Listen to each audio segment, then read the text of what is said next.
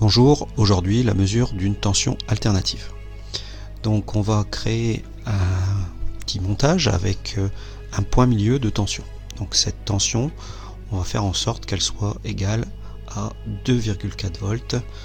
Donc on branche le voltmètre, 2,5 volts, la moitié de 5 volts. Donc tout ce qui va être au-dessus de 2,4 volts sera compté dans le positif et tout ce qui sera en dessous de 2,4 volts sera compté dans le négatif de notre tension. Donc on voit ici notre schéma, donc le plus 5 volts est la masse de l'Arduino. On met entre deux résistances de 1 kΩ qui vont permettre de faire un diviseur de tension.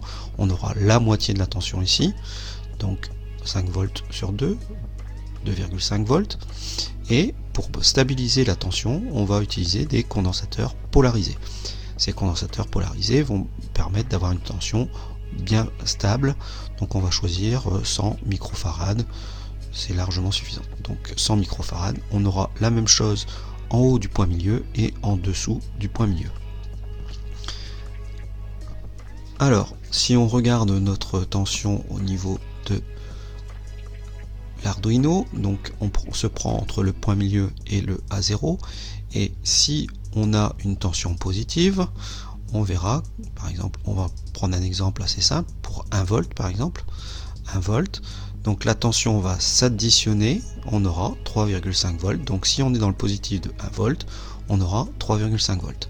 Si on passe maintenant dans le négatif, la tension va se soustraire et on aura moins 1 volt, donc 1,5 volts.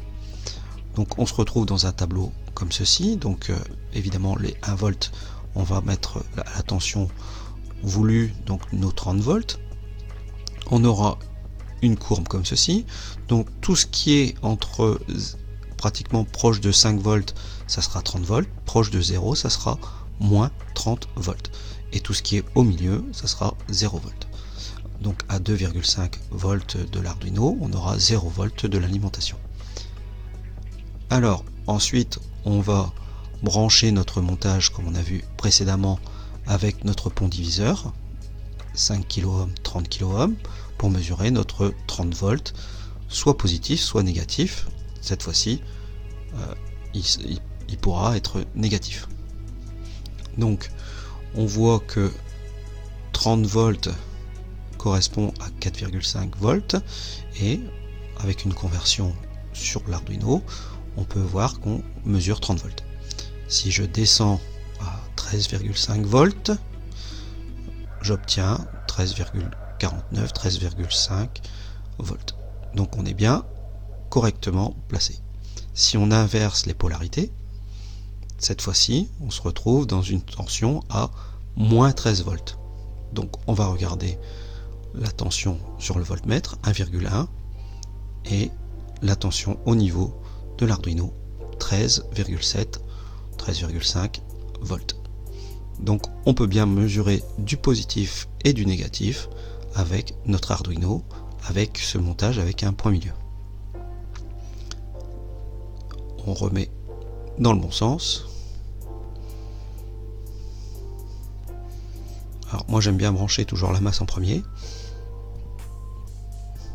Et on voit positif 13,5 pour 13,5 et la tension, on rallume l'appareil, est bien supérieure à 2,5, donc on est bien dans le positif.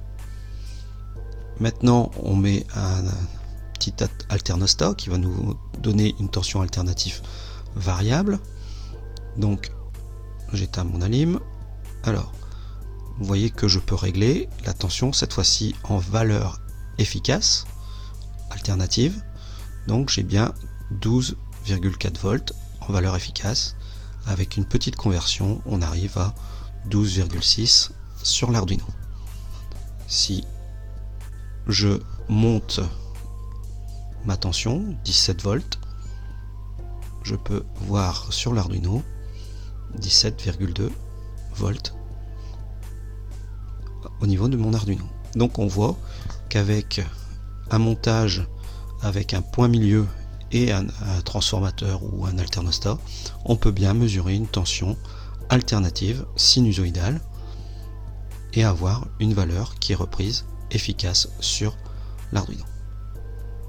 À bientôt!